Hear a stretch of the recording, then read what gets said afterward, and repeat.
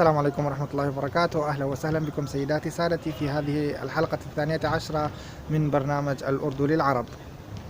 لازلنا في المستوى الأول من هذا البرنامج الذي نستعرض فيه الجملة الاسمية والمكونات الأساسية للجملة، وقد تعرفنا على تقريبا جميع مكونات الحوار بما فيها أسلوب المخاطب وأسلوب المتكلم وأسلوب الغائب، وتعرفنا على الضمائر وعلى طريقة صياغة الجملة البسيطة، تعرفنا على طريقة السؤال، على طريقة الإضافة، على طريقة الاستفهام، وعلى على أدوات الجواب، وعلى الأسماء الموصولة. تعرفنا على أشياء كثيرة، وأجرينا بعض التمرينات البسيطة على الحوارات المختصرة والحوارات التعارفية. في هذه الحلقة سنتابع بعض الأساسيات في اللغة الأردية، حيث أننا سنتعرف على حروف الجر. في هذه الحلقة سنتعرف على حروف الجر الأساسية، وقد مر معنا كثير منها في الحلقات السابقة، ولكن لعلنا نلخصها ونلقي بعض الضوء عليها لنعرف الاستخدامات المثالية لها. حروف الجر كما نعرف في كل اللغات ليست مقياسية. أحرف الجر دائما ليست مقياسية، يعني أحرف الجر لا تترجم ترجمة، وإنما تؤخذ المعادلات. أحيانا بعض الجمل تحتاج إلى أحرف جر، في لغات أخرى قد لا تحتاج إلى حرف جر. الأفعال قد يلزمها أحيانا حرف جر حين تكون لازمة، وفي لغات أخرى قد تكون متعدية ويكون وأحرف الجر غالبا لا تترجم. ودائما تمثل أحرف الجر بعض أكبر المشاكل التي يواجهها متعلمو اللغات الجديدة. في هذه الحلقة سنتعرف على أهم أحرف الجر في اللغة الأردية. أحرف الجر في اللغة الأردية ليست كثيرة، هي بسيطة وقليلة، واليوم اخترنا لكم مكانا جميلا للتصوير، وهو كلية اللغة العربية في الجامعة الإسلامية العالمية في إسلام آباد. هذا مبنى كلية أبي حنيفة في الجامعة الإسلامية العالمية في إسلام آباد، وهي من أكبر الجامعات ربما في العالم الإسلامي المتخصصة في العلوم الشرعية، ويدرس فيها تقريبا حوالي 24 ألف طالب، ولها حرمين جامعيين في داخل مدينة إسلام آباد، وتقريبا فيها جالية أزهرية من المدرسين والأساتذة، وفيها كليات متخصصة في أصول الدين وفي الشريعة وفي اللغة العربية وفي غير ذلك من العلوم العصرية كالهندسات علوم الكمبيوتر واللغات، وتركز على اللغات الشرقية غالبا كاللغة الفارسية والأردية وغير ذلك. الآن لنبدأ بأحرف الجر. لعل أشهر حرف جر مر معنا، وكما بدأنا بالضمير المتكلم مي، فإننا سنبدأ بحرف الجر مي نفسه، نفس الكتابة، نفس التهجئة، نفس اللفظ مي، ويعني في هم يونيفرسيتي ما هي، نحن الآن في الجامعة. هم بين الأقوام إسلامي يونيفرسيتي ما هي، نحن في الجامعة الإسلامية العالمية. ما هي مي في، مي تعني أنا، ومي تعني في. هات مي إيك قلم هي. في اليد قلم، في اليد قلم، كما نلاحظ هنا هات مي إيك قلم هي. إيك هنا أداة تنكير لا تعني قلم واحد. لنلقي، يعني أنا وعدتكم سابقا أن نلقي لمحة سريعة عن التنكير والتعريف في اللغة الأردية، ولعلني هنا أختصر المجال وألقي هذه اللمحة. الأصل في الأشياء في اللغة الأردية هو التعريف، بعكس اللغة العربية. اللغة العربية الأصل في الأشياء هو التنكير ما لم يعرف الاسم بأحد المعارف السبعة، وإما أن يكون اسم علم، أو يضاف إلى ال، أو يضاف إلى معرفة، أو يضاف له ال، أو يضاف إلى معرفة، أو غير ذلك. أما في الأردو فإذا قلت آدمي فيعني الرجل ولا يعني رجل، آدمي. وإذا قلت عورت فتعني عورت، تعني المرأة. فإذا قلت مني آدمي के साथ बात किया، أنا تكلمت مع الرجل، يعني يكون هناك رجل معروف. أما إذا أردت أن تقول تكلمت مع رجل ما، فتقول मैंने एक आदमी के साथ बात किया और किसी आदमी. فيجب أن تستخدم أداة تنكير، وأداة التنكير هي إما أحد الأرقام، وغالبا هو एक، أو تقول كلمة كسي معناها أي किसी आदमी के साथ बात किया है. وهنا إذا قلنا हाथ में एक कलम है، في يدي قلم، وليس في يدي قلم واحد. وهذه أهم المشاكل التي تواجه الناطقين بالأردو حين يتعلمون العربية، فلذلك يقولون كان هناك واحد رجل، لأنهم يترجمونها حرفيا.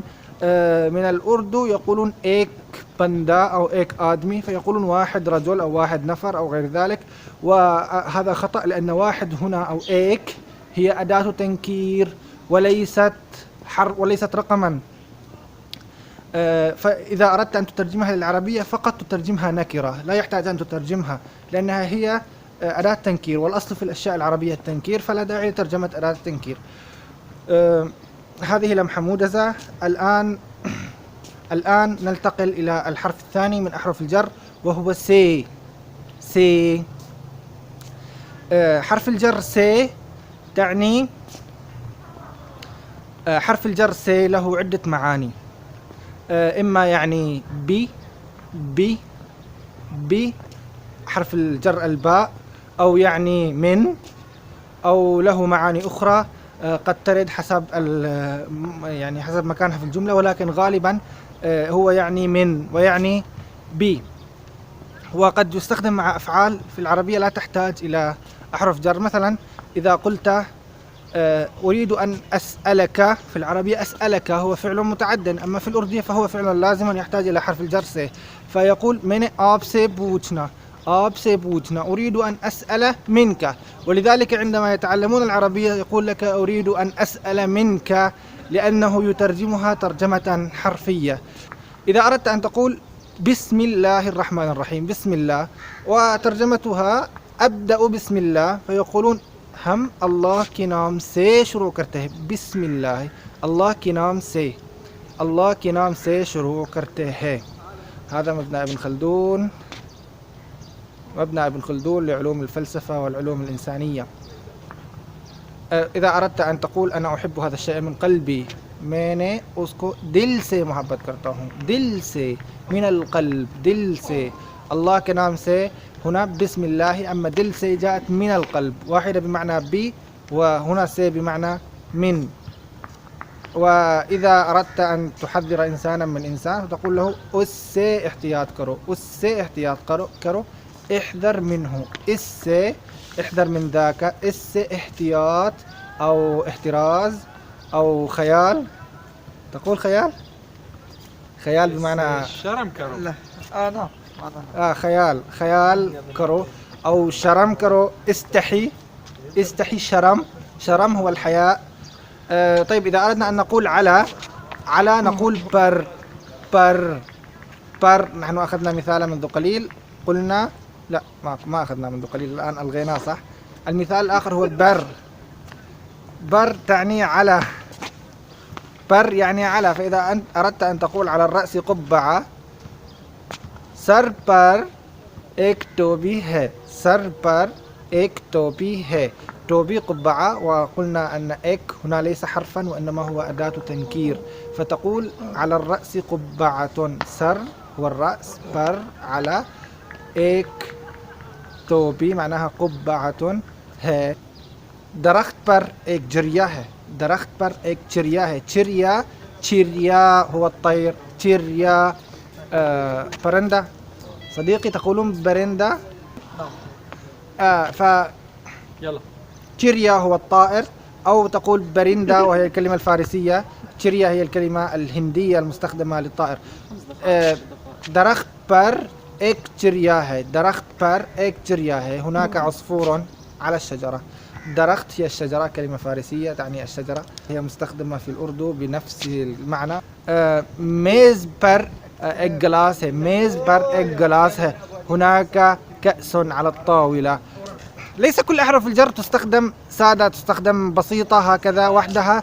هناك بعض أحرف الجر في اللغة الأردية تحتاج إلى أيضا حرف مساعد، حرف إضافة، مثل حرف كي وكا وهناك أحرف جر كثيرة تحتاج إلى حرف الإضافة لنتعرف على بعضها. مثلا لو قلت سامنة تعني أمام، وإذا أردت أن تستخدم هذه الكلمة لابد أن تضيف لها حرف إضافة، هو كاكي حسب التأنيث والتذكير. لا، ليس حسب التذكير والتأنيث. ليش أنا عم أخربط الناس؟ سامنة دائما نستخدم معها الحرف كي هو حرف الإضافة للجمع. فتقول مثلا بارك के सामने एक गाड़ी है. بارك هي الحديقة، نفس الكلمة الإنجليزية. पार्क के सामने अमामा अल पार्क अमाम अल हदीक़ा एक गाड़ी है, हुनाका सय्यारा, हुनाका सय्यारतुन अमाम अल हदीक़ा, पार्क के सामने एक गाड़ी है, के सामने तानी अमामा, هي अमामा هي सामने ولكن के अदात इज़ाफ़ा ला बुद्दा अन तज़ीफ़हा इला कलिमत सामने।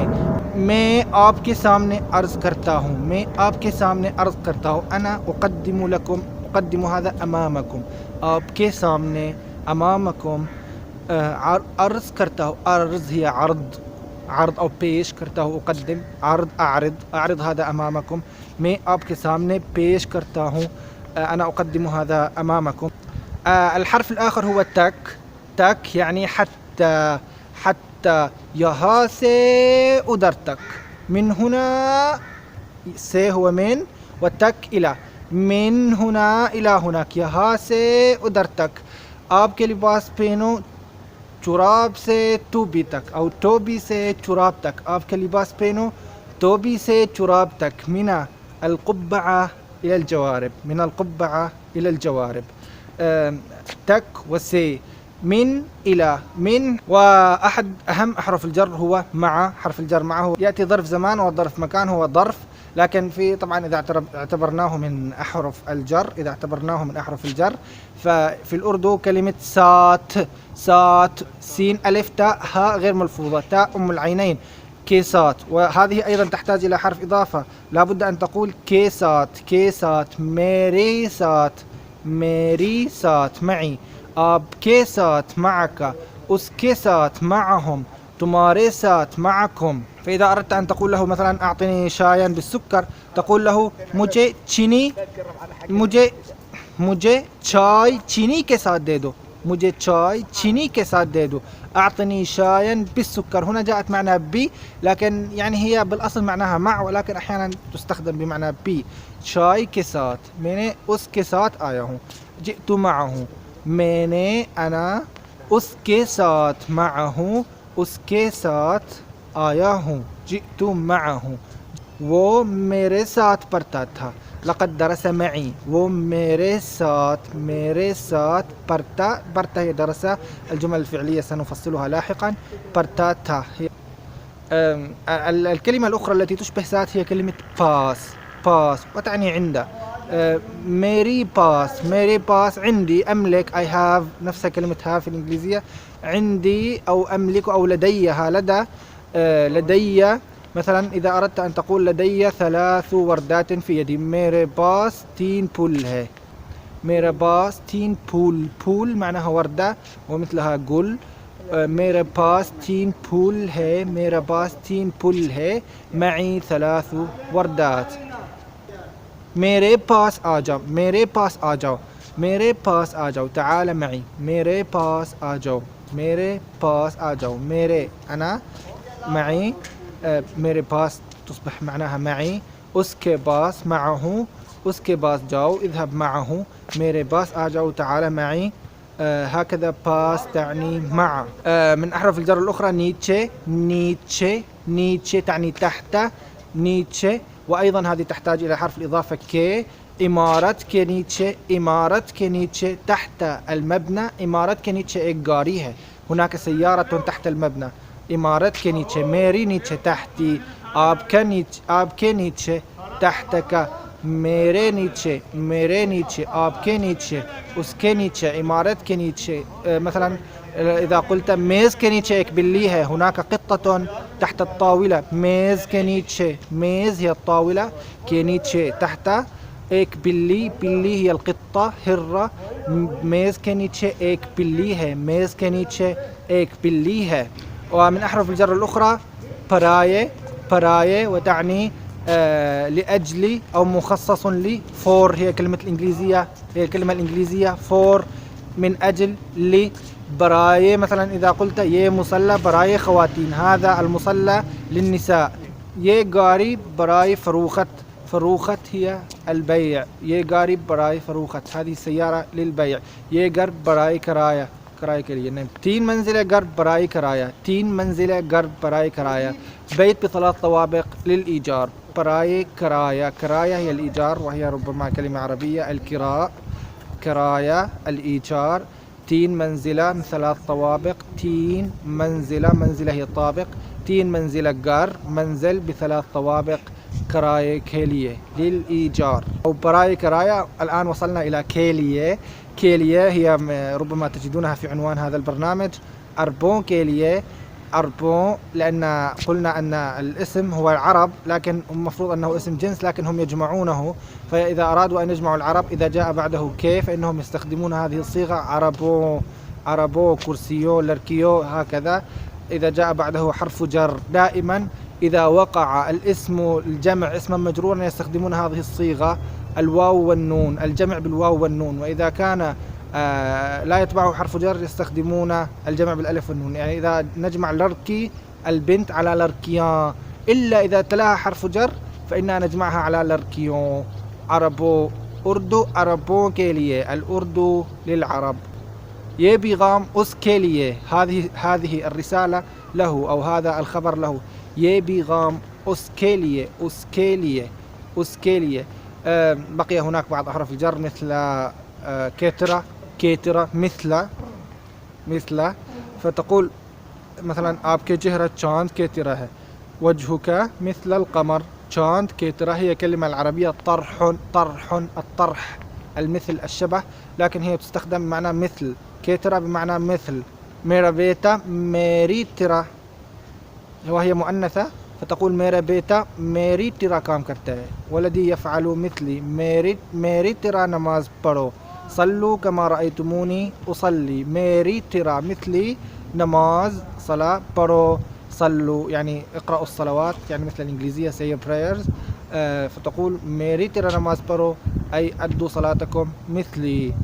وإلى أن نلتقي بدرس آخر من دروس الأردو للعرب. هذا براء هلال يحييكم من الجامعة الإسلامية العالمية في إسلام آباد. دمتم بخير، والسلام عليكم ورحمة الله وبركاته.